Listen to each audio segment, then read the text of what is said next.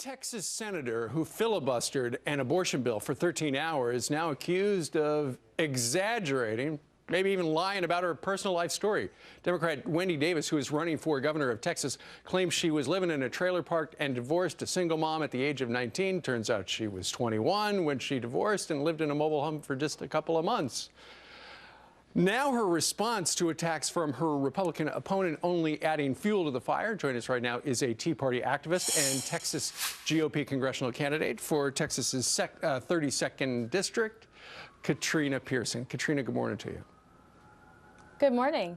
Well, what do you make of Wendy Davis essentially lying about her personal history to make it sound like she had a much more interesting personal story than she really does? Well, let's see. Democrats lying on the campaign trail to get elected, it's not really anything new and definitely not new in Texas.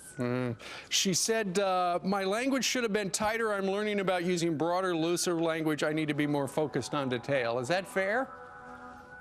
No, it's not fair. I mean, we should be focused on the truth. She is running in the state of Texas, running against a very popular Attorney General Greg Abbott, and she just needs to be honest about her life story. I mean, it's tragic. I'm a single mom. I had a hard time. I'm talking about that on the campaign trail. We don't have to make up our lives to connect with people. Well, I tell you what, she feels that Greg Abbott, her opponent for governor in Texas, is behind this, even though the Dallas Morning News came up with this stuff.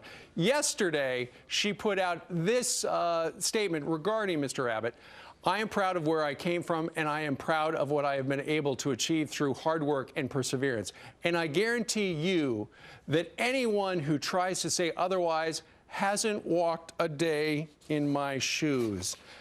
And that is particularly heartless because her opponent, right, Greg Abbott, is paralyzed since 1984 and is a paraplegic. Well, it's no doubt this was very rude and condescending, and it definitely shows just how low Democrats would go. And we see a common theme among this party now about no accountability. No one wants to be held accountable for what they say or what they do or as they govern. And it's pretty shameful, especially in Texas. Sure. All right. We saw something that you tweeted out, and it's in response to that New Yorker article where the president of the United States said he would not allow his son, if he had one, to play pro football. You tweeted this out, and I want for you to comment on it. You tweeted out, President Obama says, I wouldn't let my son play pro football. That's weird. I wouldn't let my son add $7 trillion to the national debt. Why did you send that out? Absolutely. Well, you know, I think people are just tired of this administration, and particularly this president, who is constantly always being rude to Americans, always tearing Americans down, tearing down American culture.